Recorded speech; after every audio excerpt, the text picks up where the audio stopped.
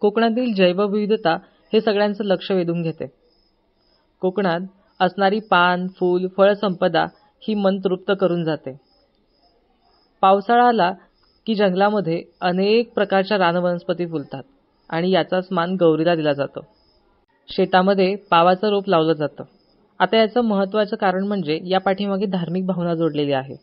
शेताचं संरक्षण व्हावं, पिकावर रोगराई पडू नये आणि पीक भरभरून यावं, समृद्धी निर्माण व्हावी म्हणून हे रोप शेताच्या अगदी मधोमध लावलं जातं, श्री गणेशाचं प्रतीक म्हणून.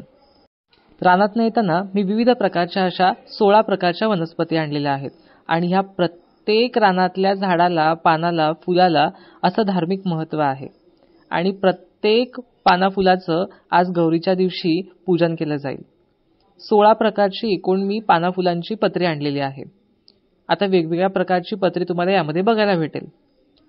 तोरणाचं गवत आहे, रानहळदीचं म्हणजे शिंदीचं फूल आहे, पावाचं फूल आहे, पावाची पत्री आहे, हा रानदिंडा आहे. दिंडा 2 प्रकारचे असतात, त्याच्यामध्ये रानदिंडा आहे आणि गावठी दिंडा असे 2 प्रकारचे कोकणातील दिंड्याचे प्रकार बोलले जातात. हे रानबिंड्याचं झाड आहे. कोकणातील ही जैवविविधता प्रत्येकाला माहिती असावी, म्हणजेच आपली बायोडायव्हर्सिटी. हा रानकोणीचा वेल आहे जो मी पूजनासाठी आणलाय. त्याचबरोबर हा रानकरांद्याचा वेल आहे. आज ही माहिती मला माझ्या आजीकडनं भेटलेली आहे. आजीने हा वसा मला चांगला शिकवून ठेवलेला आहे. हा आहे कंटोल्याचा वेल. कंटोलं हो, आपण ज्याची भाजी करून खातो. हा आहे दिंड्याचा फुलोरा आणि हा आहे दिंड्याचं पान. गौरीला पानाफुलात एकत्र बांधण्यासाठी दिंडीचं पानच वापरलं जातं. रानामध्ये विविध प्रकारची ही जैवविविधता आपल्याला बघायला मिळते. मला वाटतं आज आपल्या घरातील लहान मुलामुलींना या सर्व पानाफुलांची ओळख करून देणं गरजेचं आहे. काळाच्या ओघात या वनस्पती नामशेष होत चाललेल्या आहेत. हे आहे आघाड्याचं पान. हा आहे तेरडा. श्रावण महिन्यात तेरडा फुलायला सुरुवात होते आणि काही ठिकाणी फक्त तेरड्याच्याच गौरी बसवल्या जातात. आणि अत्यंत महत्त्वाचं म्हणजे हे कळईचं फूल. ह्या कळईच्या फुलाशिवाय गौरीची पत्री पूर्ण होत नाही. इतर कोणतीही पत्री नसली तरी चालेल, पण हे कळईचं फूल मात्र पहिले असलं पाहिजे. आणि या फुलाला कोकणामध्ये खूप महत्त्वाचं स्थान आहे या धार्मिक पूजेमध्ये. काही ठिकाणी 5 फुलं किंवा 2 फुलांची गौर किंवा 7 फुलांची गौर अशी एकत्र पत्री करून पूजली जाते. काही ठिकाणी हळदीचा फक्त डांबच पूजला जातो. हे आहे शिंदीचं फूल म्हणजेच रानहळदीचं फूल. याला कस्तुरी हळद सुद्धा म्हटलं जातं. अशा प्रकारे सगळ्या प्रकारची पत्री मी गोळा केलेली आहे. आता ही एकत्र करून मी माझी गौराई तयार करणार आहे.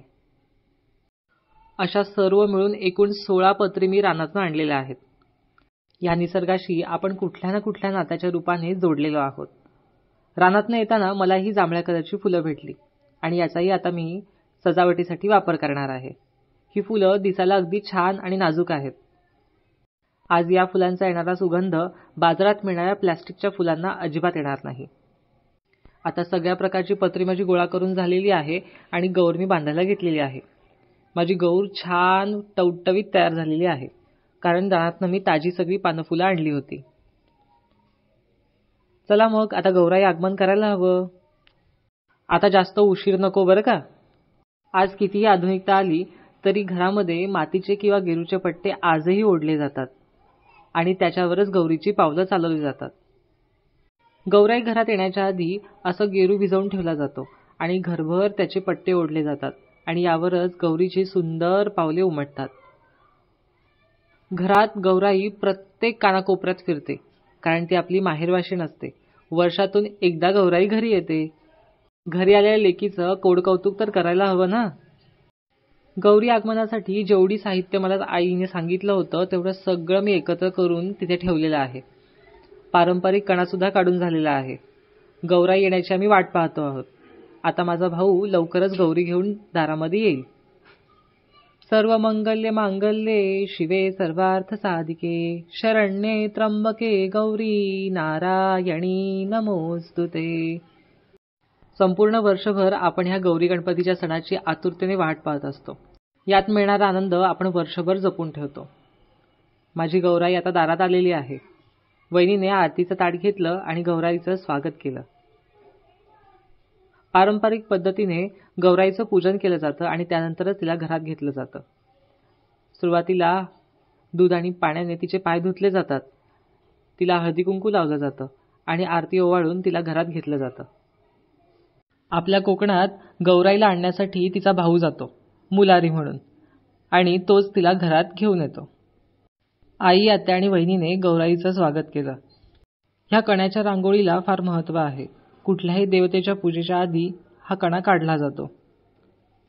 गौराईचं स्वागत झाल्यानंतर कळशीमध्ये अशा पद्धतीने तांदूळ किंवा गहू भरले जातात, कारण तिला लक्ष्मीचं स्वरूप सुद्धा मानलं जातं. पट्ट्यांवरती पहिली 5 पावलं ही कुंकवाची काढली जातात आणि त्यानंतर घरभर हळदीच्या पावलांनी गौराई चालते. काही ठिकाणी तांदळाचं पीठ सुद्धा वापरलं जातं, तर काही ठिकाणी गंधगोळीचा सुद्धा वापर केला जातो. अशा पद्धतीने गौराई तिच्या सोनपावलांनी पहिल्यांदा देवघरात प्रवेश करते आणि त्यानंतर घरातील प्रत्येक कानाकोपऱ्यात ती फिरून घेते, कारण लाडकी माहेरवाशीण म्हणजे घरातली आपली लेक, ती घरभर फिरून घेते. सगळं घर आता गौराईने बघून झालंय. आता गौराई तिच्या मूळ स्थानावरती स्थानापन्न होणार आहे. छानसा सुंदर रांगोळीचा कणा काढून झालाय आणि गौराईचं आगमन झालंय. गौराईचं खऱ्या अर्थाने रूप अगदी खुलून आलंय. कोकणातील प्रत्येक जण या गौरी गणपतीच्या सणाची आतुरतेने वाट पाहत असतो, कारण या निमित्ताने प्रत्येक घरातील सगळे लोक हे एकत्र येतात, एकत्र जेवणं होतात, गप्पा गोष्टी होतात, आनंदाचं वातावरण सगळीकडे पसरलेलं असतं. गौराईला गुळपाणी देऊन झालंय आणि आता गौराईला पहिला नैवेद्य असेल तर तो चहाचा, कारण ती लेक घरी आल्यानंतर पहिल्यांदा गुळपाणी घेतलं आणि नंतर चहा घेतला नाही असं होणार नाही. आता गौराईला पहिल्यांदा मी चहा प्यायला देणार आहे. लाडकी लेक घरी आल्यानंतर तिचं कोड कौतुक कोण करणार नाही. घरातील प्रत्येक जण तिच्यासाठी काही ना काही आणतं. हा चहा पहिल्यांदा ती घेऊन तृप्त होते. त्यानंतर दुसरा दिवस म्हणजे गौरी पूजनाचा. आत्याने गौरीच्या पूजनासाठी लागणारी सगळी सामग्री एकत्र करून आणून ठेवली. यामध्ये 16 प्रकारची पानं आहेत, 7 रंगांची वेगवेगळ्या प्रकारची फुलं सुद्धा आणून ठेवलेली आहेत. प्रत्येक भागानुसार गौराईचं आगमन आणि पूजन याच्या वेगवेगळ्या पद्धती आहेत. यामध्ये वेगवेगळ्या भाज्या ह्या गौरीच्या नैवेद्यासाठी वापरल्या जातात. आजकाल धावपळीच्या आयुष्यात सगळंच जमेल असं नाही, पण यथाशक्ती आपल्याला जमेल तेवढी सेवा आपण देवाची नक्की केली पाहिजे. गौराईला पहिला भाजी भाकरीचा मानाचा नैवेद्य दाखवल्यानंतर घरातील एका सवाष्णीची गौराई म्हणून ओटी भरली जाते. गौराई आल्या घाबरून नका जाऊ, जेवढं जमेल तेवढं करा, टेन्शन नका घेऊ. काळाप्रमाणे काही आता बदल केले पाहिजे. 16 भाज्या 16 चटण्या कमी केले पाहिजे. एवढेच लाडू तेवढ्याच करंज्या, धावपळ नको ताई. काही धरायचं, काही करायचं, काही होत नाही. पूर्वीच्या काळी एकत्र कुटुंब, माणसांनी भरपूर अन्न खाल्लं जायचं. थोडं जास्त झालं तरी वाया नाही जायचं. गडी माणसं पाहुणे रावणे चढाओढीने खायचे. ॲसिडिटी, पोट गुडगुड काही नाही व्हायचे. आता काळ बदलला आहे, घरोघरी माणसं जात. माऊल्यांनो, खरंच जास्त होऊ नका तुम्ही बेजार. भला मोठा स्वयंपाक करून फेकून तुम्ही देऊ नका. अन्नपूर्ण ब्रह्म आहे, कधीच विसरू नका. सण करणं, श्रद्धा असणं हा भाग महत्वाचा. गौराईचा नैवेद्य चालतो फक्त भाजी भाकरीचा. जिवंत लक्ष्मीची बेजारी करण्यास गौरी गणपती येत नाही. थोडं कमी जास्त झालं तरी कोणावरही कोपत नाही. तुमच्यावर राग राग करायला देव थोडाच माणूस आहे. गौराई असो बाप्पा असो, देव फक्त भावाचा भुकेला आहे.